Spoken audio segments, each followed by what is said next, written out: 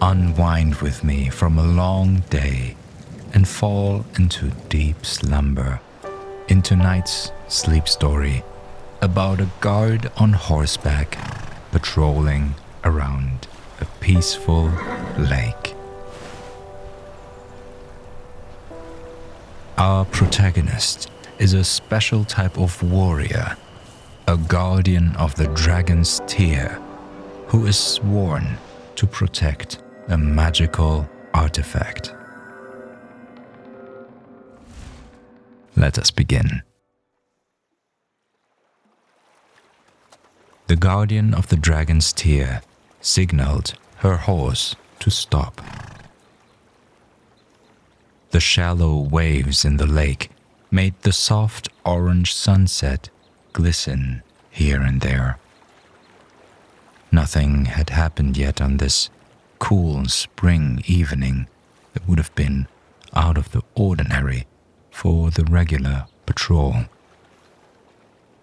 From the edge of the shore, however, the guard now heard barely audible camp noises.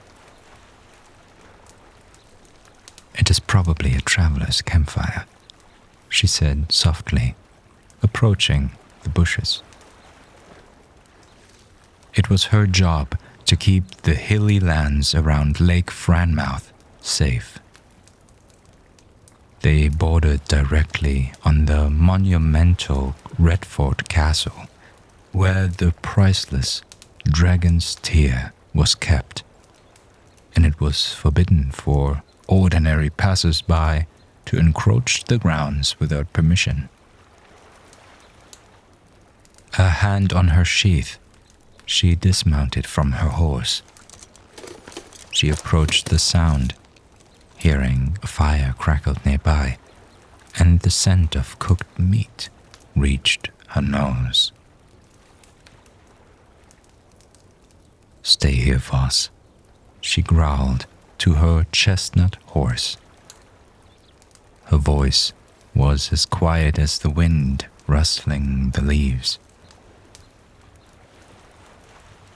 When she approached the bushes, she found a bonfire and a single man sat on a tree stump, roasting meat over the flames. The guardian instantly relaxed.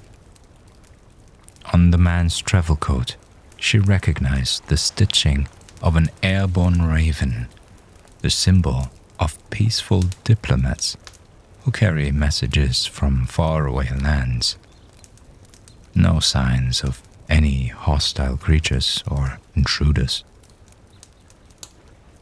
Diplomats were one of the very few who had permission to travel the lands around Redford Castle uninvited. Nevertheless, the Guardian would put up some token resistance to test this stranger. She did not intend to threaten, merely to display authority. "Excuse me, sir," she asked politely. "May I ask your business here?" He turned his face towards her, revealing a young man with a thin beard and a calm expression. He wore a black coat that reached down to his ankles, and his long hair flowed down to his shoulders. His eyes shimmered like blue jewels, and were now wandering over the Guardian's appearance as if to gauge her intention. Seeing as he delayed any response, the Guardian continued. "We do not allow outsiders on the grounds around Redford Castle. State your business." The bonfire crackled audibly. With a polite smile and a calm assuredness, the messenger replied, "The amber star shines high above the clouds," before returning his attention to the meat he was roasting. The Guardian nodded slightly and pulled her hand from her sheath. She had just been confirmed the secret passphrase of a diplomat. You are from the kingdom of Arania, are you not? From Lord Reginald's court? The man looked at her curiously, but answered calmly. Indeed, I was instructed to deliver important communication to the dragon speaker. If I interpret your demeanor correctly, that is your master? The guardian now spotted a small scroll sealed with red wax sticking out from the diplomat's inventory. That is correct. Seeing as all was in order with the stranger, the guardian turned to leave. The man bowed respectfully. Thank you for protecting our country's most precious possession.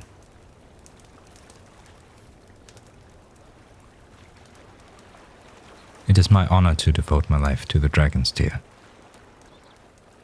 With this, she left the diplomat and returned to Voss, her trusted horse. She mounted her steed, and they resumed their patrol on a walking pace. The sun was now finally setting behind the trees.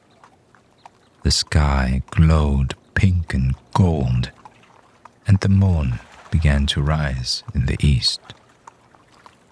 The air smelled fresh and clean. Nothing could be heard except for Lake Franmouth's gentle ripples and the crunching of gravel under Voss's hooves. Voss, you're a good boy. You've been a great companion for many years. The guardian stroked Voss's neck. Voss snorted softly and flicked his tail back and forth. They walked on in silence. Soon, the stars shone brightly in the darkening sky. The moon rose higher, bathing the lake in silver light.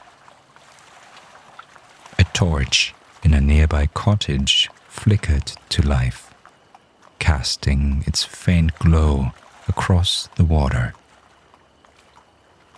The guardian of the dragon's tear sighed contentedly.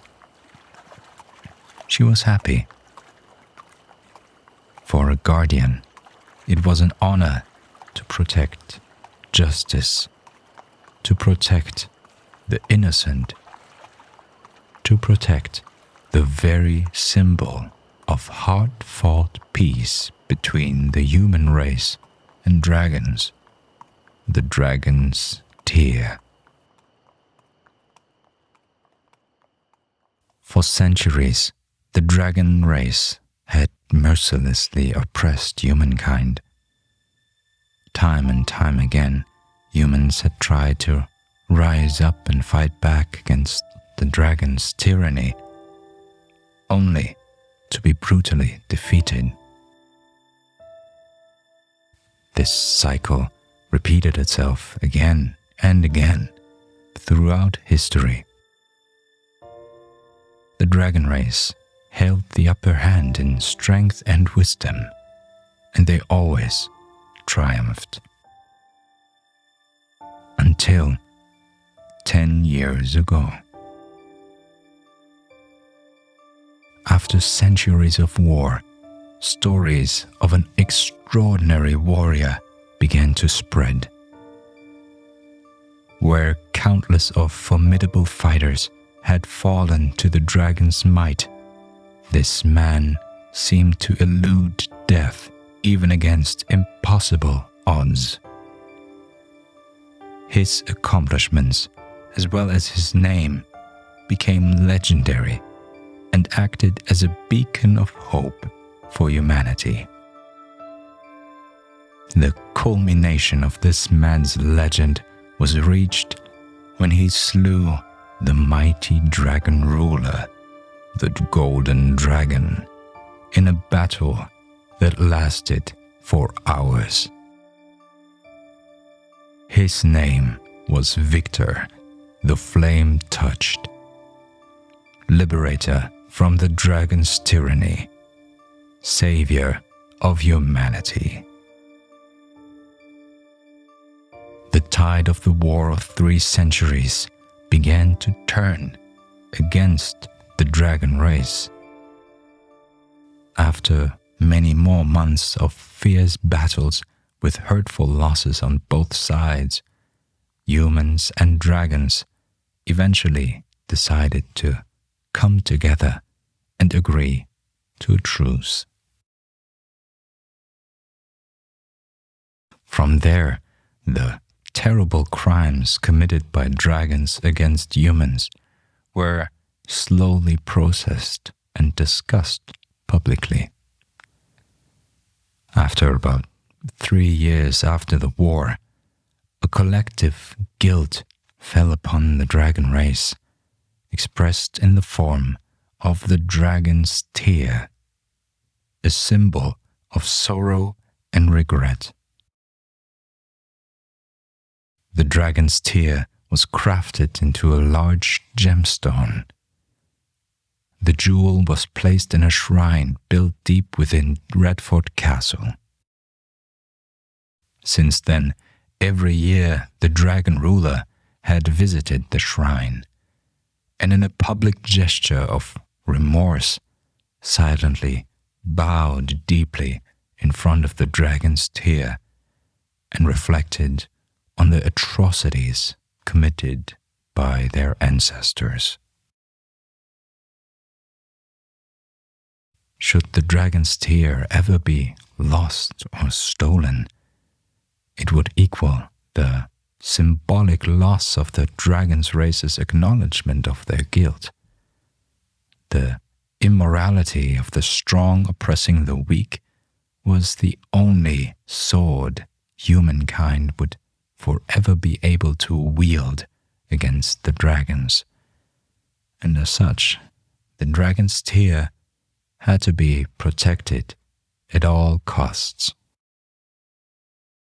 No duty could ever feel as meaningful to the guardian than protecting the sacred treasure. And so it was.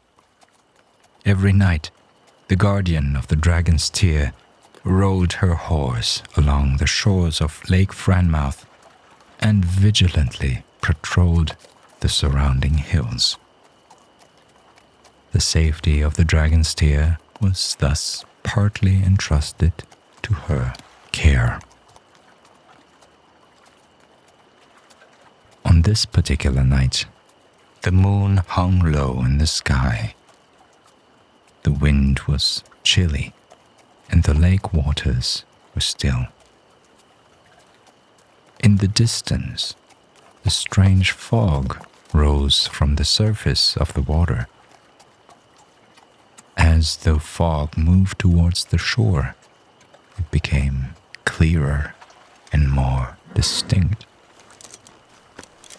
Soon enough, the fog revealed itself as hundreds of white flowers gently floating on the water. As the guardian approached the flower field, she noticed something peculiar.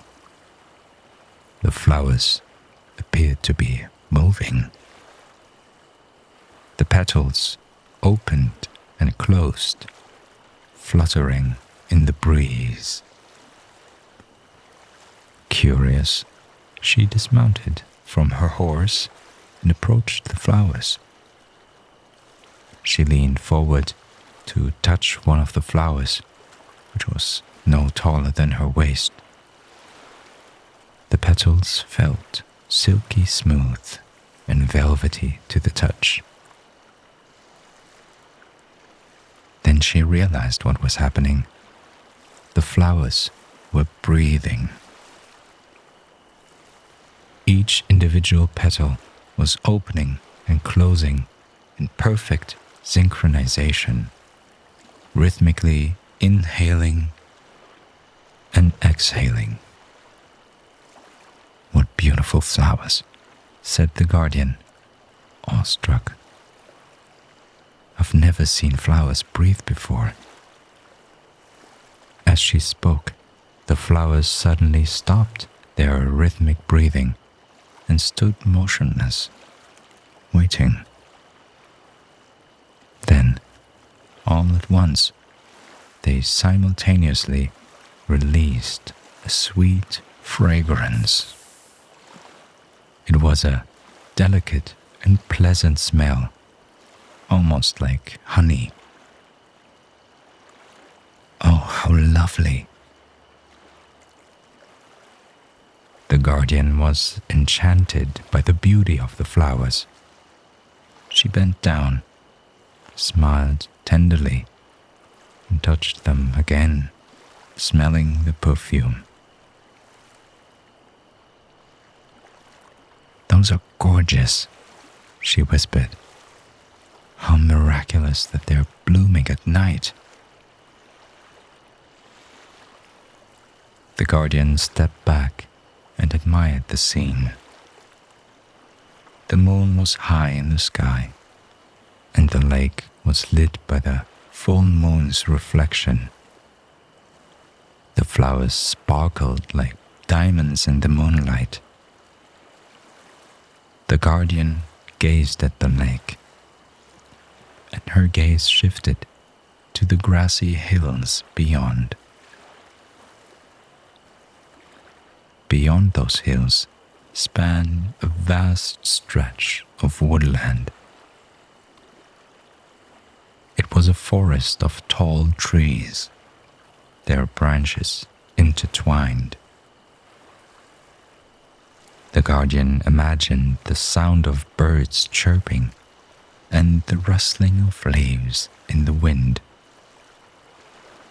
She thought of the cool shade of the woods and the refreshing scent of wildflowers. The guardian remembered a childhood memory of a time when she used to run barefoot through the woods, laughing and playing with her friends. They ran and laughed and played until late in the day. In her mind's eye, she saw her old friend running beside her, her golden hair flying in the wind. She recalled the joy and laughter they shared, and the warm hugs they gave each other. The guardian loved that time of her life. The war between humans and dragons seemed so distant in those moments. These were breaks of peace, serenity, and freedom. The wind blew lightly across the hillside, caressing her cheek. The smell of the flowers filled her nostrils. The sound of the waves lapping against the shore drifted through her ears. The guardian's body relaxed. She closed her eyes and inhaled deeply. The torch in her hand flickered softly and illuminated a patch on the hillside. The flames danced and swayed in the breeze. The overwhelming majority of her patrols were in peaceful, uneventful solitude. From time to time, there would be some trouble. Sometimes a traveler would lose orientation and get lost in the forest, or a group of bandits would secretly encamp on the vastly uninhabited lands of Redfoot Castle and had to be repelled. But these events were rare and usually uncomplicated to deal with. No occurrences on her patrols came ever close to the obstacles she overcame as a young adventurer during the times of the War of 3 Centuries between humans and dragons. In those turbulent days, Voss was the only companion the Guardian had. She would ride alone for hours on end through forests and plains, rivers and mountains, deserts and icy wastes. The gentle rocking of Voss's gait soothed her spirit, and she would often let herself drift off to sleep in the saddle. Though the vigilant Guardian never had time to do so during patrol, Lake Franmouth was the perfect place to rest. Its calm waters were a balm to any weary heart. The gentle breezes, the rustling of the leaves, and the sound of the waves lapping against the shore, all of those things soothed her soul. The sounds of Voss's hooves echoed softly in the darkness. The smell of the flowers tickled her nose. The Guardian breathed deeply and enjoyed the tranquility of the evening. It wasn't always so tranquil. The War of 3 Centuries had devastated and laid waste to the world. During those dark times, the Guardian had experienced much hardship and pain. Yet, despite all she had endured, the Guardian still managed to retain her sense of wonder and optimism. She knew that if everyone worked together, we could overcome the greatest of adversities. She believed that people were good at heart and that goodness would prevail. And it did. The Guardian of the Dragon's Tear continued to lean against her horse. They had reached a quiet spot on the hillside where the ground sloped gently down to the lake shore. The Guardian stared out at the sparkling waters of Lake Franmouth. She watched the reflections of the stars shimmering in the lake's surface. The air smelled fresh and clean, and the gentle breeze made the flowers dance and sway. A sudden gust of wind whipped across the hillside. The flowers scattered and danced wildly. The Guardian shielded her eyes from the wind. When the gust passed, the flowers settled back down and resumed their graceful dance. Near the shore, barely visible to the untrained eye, the Guardian saw a tiny speck of light, a faint glow around a single plant. It was an exemplar of the remarkably rare and elusive species known as the starflower.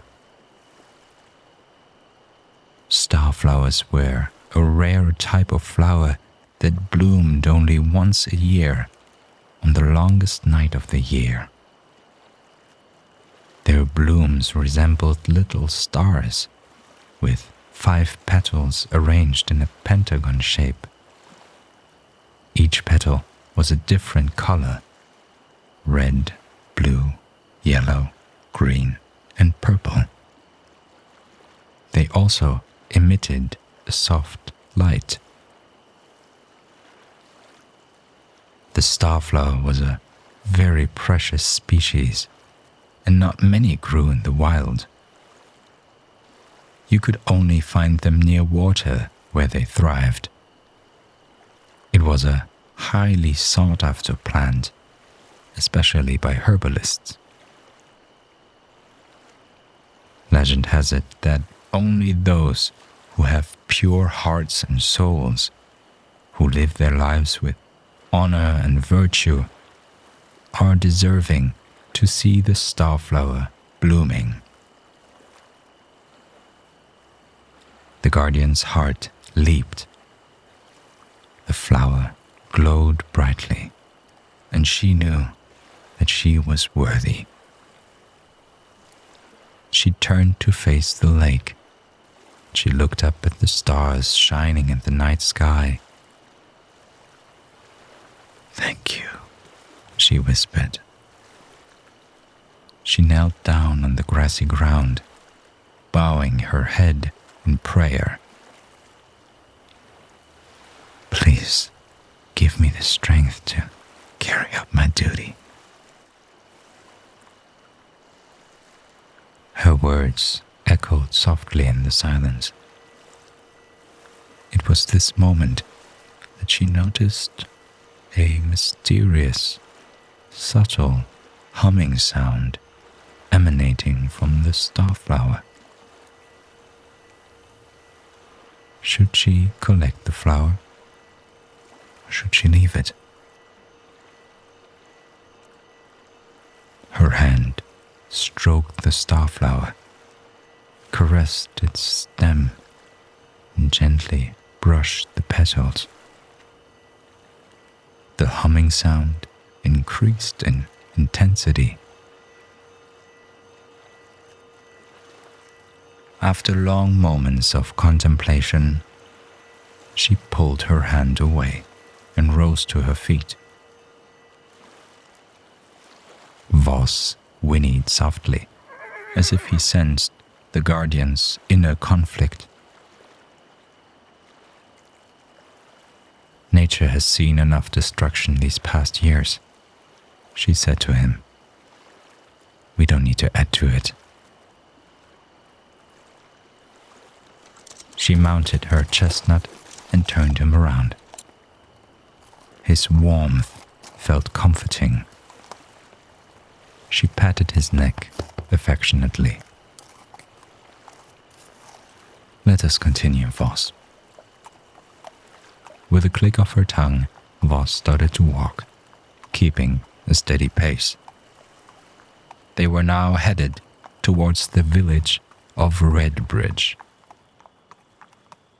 Redbridge was a small settlement surrounded by farms and fields.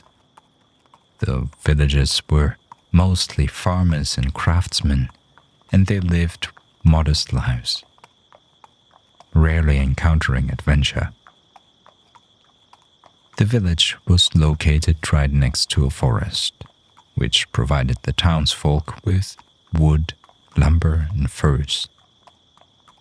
It was on the far edge of the lands of Redford Castle, but for historic reasons, still under its jurisdiction. The guardian passed through the main gate of the village and made her way down the cobblestone road. The houses of Redbridge were built close together, with the homes of the common folk lining the street and the mansions of the rich situated further off. Silence reigned in the streets. Aside from a few torches, no lights were on, and the village was asleep. This was unsurprising given the late hour. Most people had already retired to their beds, Only a few stragglers were making their way home from the tavern. A dog barked somewhere in the distance. The Guardian and Voss approached the Night Watch Tower, a wooden, run-down structure that was more made for purpose than aesthetics. "Good evening, Lauren," a voice said from above. A scrawny boy in his late teens stuck out his head from the top of the watchtower and waved at the Guardian. "Good evening, Gareth. Anything to report?" she replied. "Nothing to worry about, Guardian, just a measly dragon spouting fire over our fields and crushing our homes like an anthill, but we handled it quite effortlessly." The Guardian's eyebrows had initially drawn together in an expression of deep concern, but then relaxed as her mouth started to show slight disapproval of the boy's joke. Gareth smiled and gave a slight shake of his head. "Afraid nothing quite so exciting to report. Tranquil night, this one." Lauren, the Guardian, nodded curtly and replied, "Good, as you were." Gareth pulled his head back inside, and Lauren and Voss continued on their patrol. The village of Redbridge was quite small, consisting of less than 100 homes. Most of the buildings were made of stone and brick, with roofs made of straw or tiles. There were a few larger farmhouses, though these were rare. The majority of the population consisted of peasants and farmers who worked the land and artisans who produced goods for sale. In the center of the village stood a large inn where travelers often stayed overnight. It was also used as a meeting place for the villagers. On special occasions, the inn served as a venue for weddings and other celebrations, though today the inn, too, seemed to be quiet and serene. Lauren, the Guardian, encountered some few people on her way. All of them respectfully took off their hats as they passed. The Guardian was a welcome and usual sight in Redbridge. She acknowledged each of them with a polite smile and kept her eyes straight ahead. There was one exception, however. In the middle of the village square, there was a simple stone basin with a statue of a young woman pouring water from a pitcher. The statue was worn and chipped, and the water of this fountain had long since dried up. An old beggar lay in front of it. He wore a ragged dress, and his feet were bare. His hair was grey and thin, and he looked tired and frail. The Guardian slowed her horse down as she approached the senior. Though spring had come, it was still too chilly for anyone to be sleeping outside. Lauren dismounted her horse, her armor clinking softly as she did so. She crouched down and spoke kindly to the beggar. "Sir, follow me. I will have you sleep in a warm bed tonight." The old man lifted his head slightly and blinked his eyes. He stared blankly at the Guardian. She took his arm, encouraging him to stand. "Come, let us get you inside," The guardian helped the beggar to his feet, and together they entered the inn. The interior of the inn was dimly lit, with candles and lanterns providing the only illumination. The tables were empty, and most of the patrons had already left. The innkeeper was a portly man in his early 40s, with a bald head and a mustache. He sat behind a bar, polishing a glass. "Good evening, sir." The guardian greeted him politely. He turned to look at her and smiled. "Greetings, guardian. How goes the night?" "Very well, thank you." The innkeeper went to work filling mugs with ale, but Lauren declined. Instead, she ordered a bowl of steaming stew for the beggar. Disregarding any modicum of good manners, the old man devoured the entire bowl. Meanwhile, the guardian placed 2 silver coins on the counter. "I have encountered this man shivering in the cold. This should be sufficient to pay for his meals and a warm bed for a week. And have this," she said as she placed down another silver coin. "This is your payment for seeking a long-term solution for this man. We will not look away when there are people suffering right at the doorsteps of our cozy homes." The innkeeper bowed his head. "It will happen as you say, guardian." The guardian bid farewell to the innkeeper as she exited. Voss snorted, his breath forming white clouds in the air. Lauren mounted her chestnut and set off back to the castle. The stars continued to shine brightly in the clear night sky. The guardian passed Lake Franmouth, the breathing white petals of 1,000 flowers floating in the still waters. With the sounds of the crunching of the hooves echoing through the darkness, the guardian watched the scenery go by, enjoying the peace and quiet.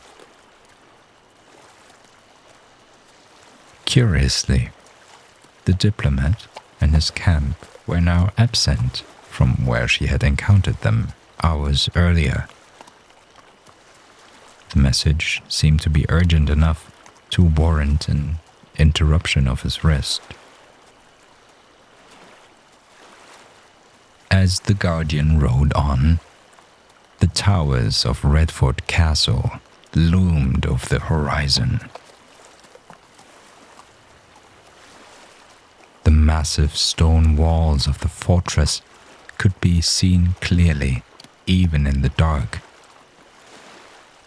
The drawbridge was lowered and the gates were open. The guards stationed at the entrance were standing watch, keeping a keen eye out for intruders. Recognizing the guardian, the guards quickly snapped to attention. The guard returned their salute, and they let her pass without question. The castle courtyard was illuminated by a single torch.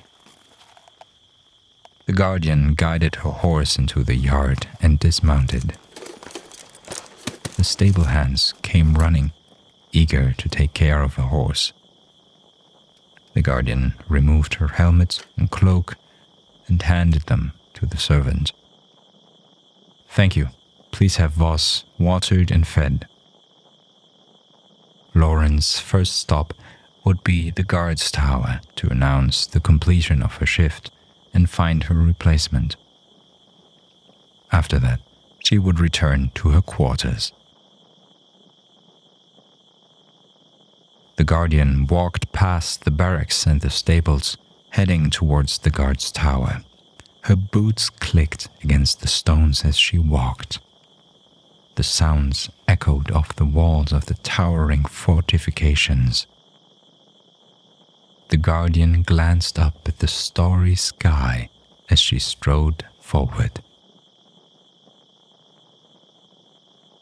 The tower itself was a circular building with a single narrow window.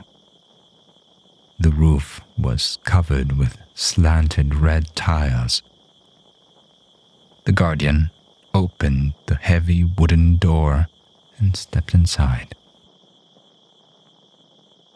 The room was spacious, with a round table in the center and 4 chairs around it.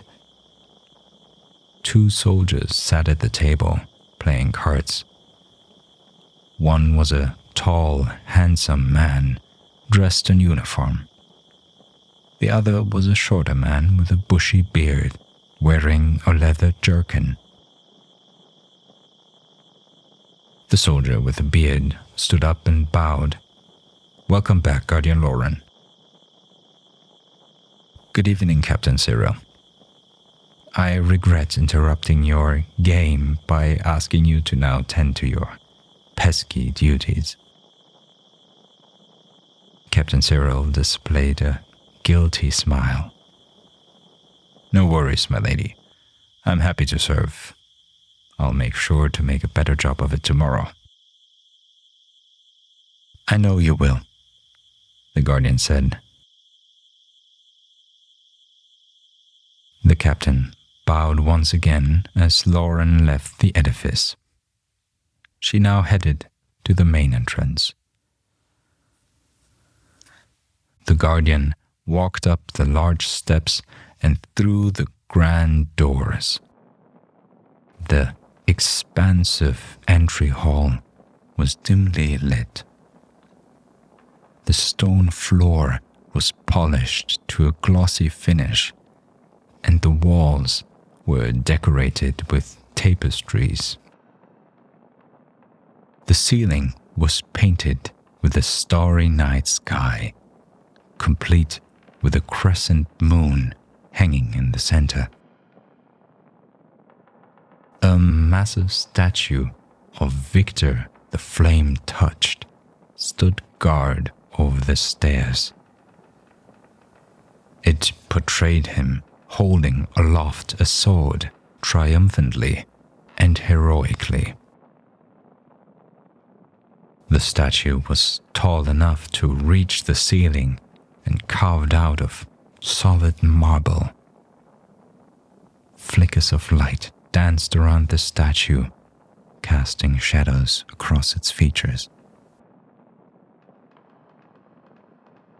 The Guardian ascended the stairs slowly, admiring the statue.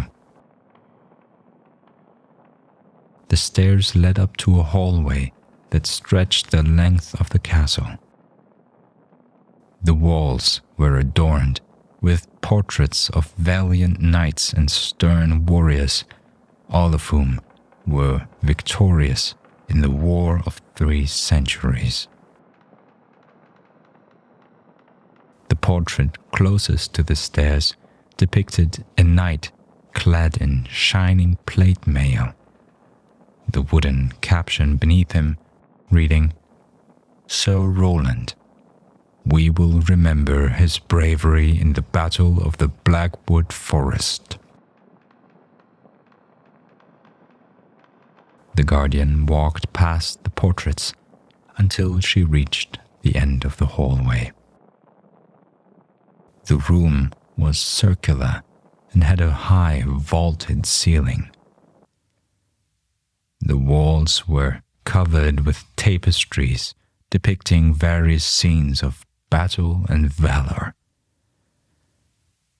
One of the tapestries showed a great red dragon curled around a beautiful maiden whose arms were locked around the beast's neck. The legend read, "An improbable love in a world full of violence." At the far end of the room was a spiral staircase leading to the highest floor of the castle. The guardian ascended the stairs and walked along the corridor. At the end of the corridor was a large chamber with a domed roof.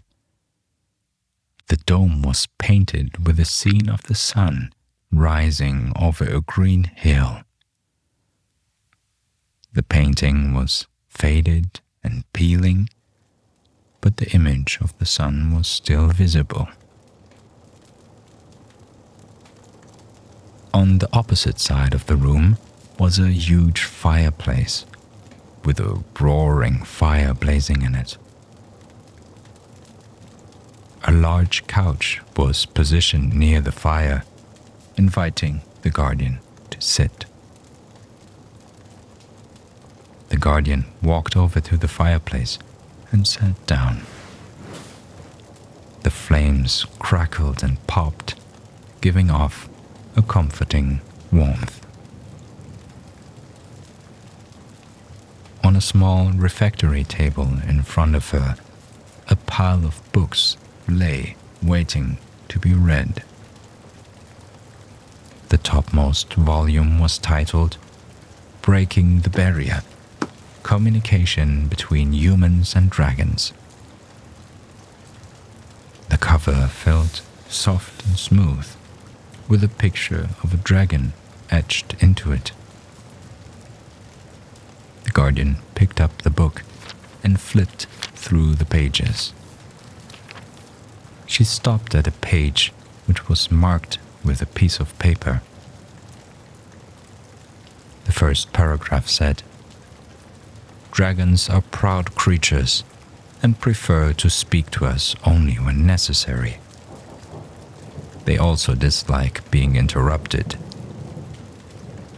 However, there are rare occasions where we can communicate with them, such as during times of danger or need. If a dragon feels threatened, it may use its magic to send a message to a nearby human. If the human understands the meaning of the dragon's message, then both parties will receive a mental notification." On the paper was a note in untidy handwriting. "Is this why we've heard reports of people being inexplicably drawn to dragon lairs?" Another book lay open next to it. The title read, "Lessons from the War of 3 Centuries." The guardian skimmed through the book. One section seemed noteworthy. "Perhaps the single most impactful decision made by a human commander in this war was Lord Commander Reynard's immensely selfless choice to abandon the search for the magical artifact called the Jade Mirror." A long description of the powers of the Jade Mirror followed. With the Jade Mirror, the human army might have been able to win the war within days. But the human army spent weeks chasing after a mirage, leaving the dragon army free to ravage the countryside. Lord Commander Reynard would have become the single most powerful and renowned human leader in the history of the continent if he had managed to pursue the Jade Mirror. Yet, the Lord Commander was able to resist this great temptation when it was at its peak. The forces of Captain Kevan desperately needed reinforcement in the Blackwood Forest, a battle that premonished devastating defeat. It would have been easy for Reynard to ignore Kevan's call for help, placing higher priority on the jade mirror's uncovering. Lord Commander Reynard chose instead to follow his heart, his conscience, and reason. The discovery of the jade mirror was but an improbable dream, indicated by the fact that the mirror remains unfound to this day. As is now known as the miracle of the Blackwood Forest, Reynard's reinforcements enabled valiant Sir Roland to push through against Ivrir, the Terror Dragon, saving countless of lives in exchange for his own. Next, the Guardian grabbed a scroll of parchment, which seemed to be an uncompleted letter. The same handwriting as on the note had attempted multiple drafts on the latter, before finally deciding to abandon it altogether for the time being. The first sentence said, "Lord Griffin, I am confused about your decision," but it was followed by several lines crossed out. Lauren knew what the writer was struggling to convey. The council would discuss how to best communicate their frustration with Lord Griffin and his announcement of his absence from this year's remorse ceremony in the morning when the Guardian would be well rested. In this moment, Guardian Lauren noticed the exhaustion of a long day in her bones. She took a deep breath and placed the scroll back on the table. She then closed her eyes and began to meditate. She focused her mind on her body, feeling the tension melt away. She relaxed her muscles one by one, starting from the toes, moving upwards. With each muscle, she became more aware of the sensation and less conscious of the weight of her body. Then she moved her focus on her breathing. She breathed deeply, inhaling and exhaling naturally. She continued to breathe calmly, evenly, and rhythmically. Her mind drifted further, and she began to imagine herself flying above the land. A land that had seen so much destruction in the past centuries, but was finally able to begin to heal. She looked down upon the forests, fields, mountains, lakes, rivers, and oceans. She flew over the clouds and saw the stars in the night sky. Finally, she descended, landing gently on a cloud.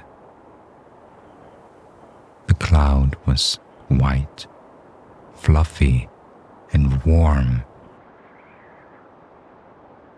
She sat on it and looked up at the bright blue sky. The cloud swayed gently under her, as if it were alive. Her vision began to fade. Her consciousness began to slip away. Then, just as she was about to fall asleep, the cloud beneath her began to transform. Wings sprouted from the cloud, and the cloud grew larger and larger. Its texture became rough and adamantine, like the scales of the dragon. Before she knew it, the Guardian found herself riding on the back of a gigantic dragon. The dragon was black as pitch, with a fiery red chest. Its wings beat steadily, carrying her high up into the air. The landscape below was breathtaking. The Guardian gazed upon rolling hills, dense forests, and vast plains. Very soon, the meditation finally turned into a comfortable, floating sea of dreams.